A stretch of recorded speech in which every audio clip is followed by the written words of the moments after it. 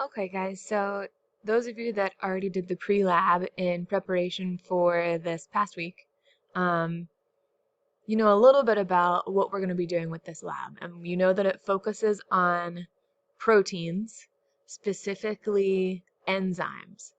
And enzymes are proteins that are involved in chemical reactions. They build molecules, they break molecules down, they make chemical reactions happen more quickly.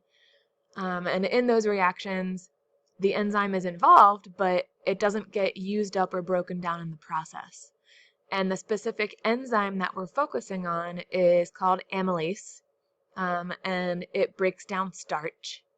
So we'll get to this part in class right here, but we'll be looking at how quickly different amylases from 3 different organisms are going to break down the molecule of starch, big complex molecule, you see that here. We're going to break it down into smaller pieces, smaller sugars called maltose, and we'll measure the amount of maltose. But that part doesn't matter for what I want you to do right now. It's just putting it into the context of this bigger picture that we're working with right now. These are the 3 organisms that we're looking at. So human amylase, fungal amylase, and bacterial amylase. And all that means is different organisms will use different versions of a similar enzyme to break down their starch. And they are slightly different. The structures are slightly different based on the organism, but they do have a lot of things in common.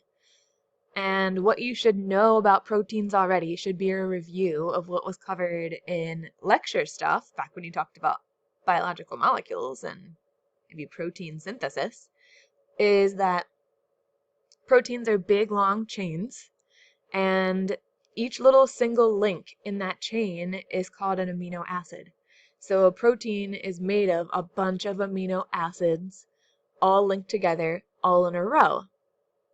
So this idea of bioinformatics, which is what this section of the activity is called, with bioinformatics, we can use a bunch of technology tools to look at the sequence of amino acids that builds or makes up a protein. And the most important thing about proteins is that proteins do not function unless they are folded into the right shape. And enzymes are no exception to this rule. Enzymes have a very specific shape. You can see these are super complex looking right here. There's lots of different colors involved. But each one of these is bent and folded in a specific way, and every amylase enzyme, every human amylase enzyme looks like this. And you can see there are different spiral shapes here. They're called coils.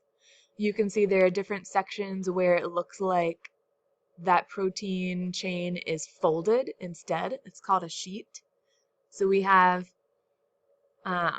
alpha helices or coils and beta sheets, and they're the 2 specific shapes, 2 specific identifiable structures you can find in an enzyme. And so this whole structure function thing is incredibly important, and this is a diagram just showing you, reminding you of how enzymes work. And the graph is showing you how much energy is needed to carry out a specific reaction. And enzymes will target a specific substrate, one single type of molecule, the same type of molecule every time. They have like a one-on-one relationship with it. So amylase has a one-on-one relationship with starch, and it only goes after starch. So we see that here. If we wanted to break down starch just by itself, it would take a lot of energy to do. But by using the enzyme, amylase, and combining it with that substrate starch, which we see right here, we use a lot less energy. We see this black line is much lower on the graph with the enzyme involved than this dotted line on the graph indicating how much energy would be required to break down starch without amylase there. So here's with amylase, low energy. Here's without amylase, excuse me, lots of energy needed. And what you might also already know about proteins is that they're very sensitive to changes in their environment, so specifically changes in temperature or changes in pH. And so the graph on the left shows amylase activity, so how much starch is it breaking down over here on the y-axis, and then here's the temperature on the x-axis. And as temperature increases, we see we get to a point here where it's like, oh good, activity goes up as temperature goes up until we reach a maximum temperature. And what'll happen is the temperature will change the shape of the protein. It will denature it. And once the shape is changed, function goes out the window. And we see that. I keep losing my cursor, sorry guys. Function tanks, goes way down. And the graph here on the right, the 3 different colored lines represent our 3 different amylases, one from humans, one from fungus, one from bacteria. And you can see there's an optimal range of activity for each separate organism with different types of pHs. So this one functions the best at low pH before we mess up the shape of the protein and it decreases. This one functions the best around a neutral pH before the protein gets denatured. This one functions at a really high pH, basic level, before the protein denatures and the function stops working. So what we see is there's always a really limited range of temperature and pH.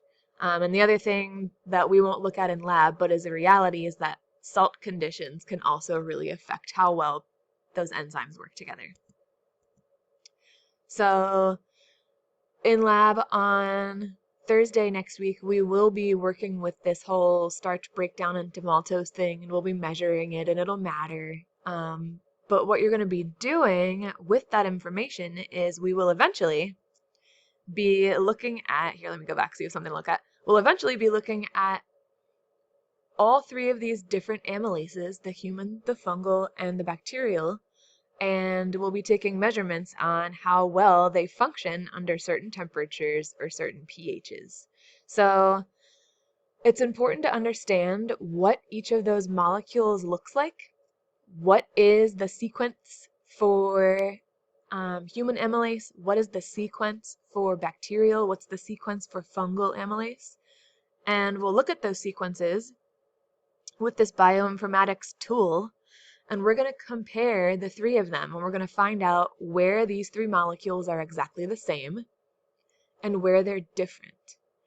And they should all be exactly the same at what we call the active site. So let me come back really quick before we end this little video. The active site on an enzyme is the specific single location where your substrate will physically bind to your enzyme. So starch will specifically bind at one single spot on an amylase molecule. And once they're linked together that way, that is when the reaction happens. The reaction can't happen if the substrate binds anywhere else but the active site. It's like a lock and a key. One single key fits in that lock, just like one single substrate, the starch, fits in that lock or the active site on the enzyme. So you'll be finding where the active site is on these molecules, and you'll get to look at cool 3D images of the shape of these molecules.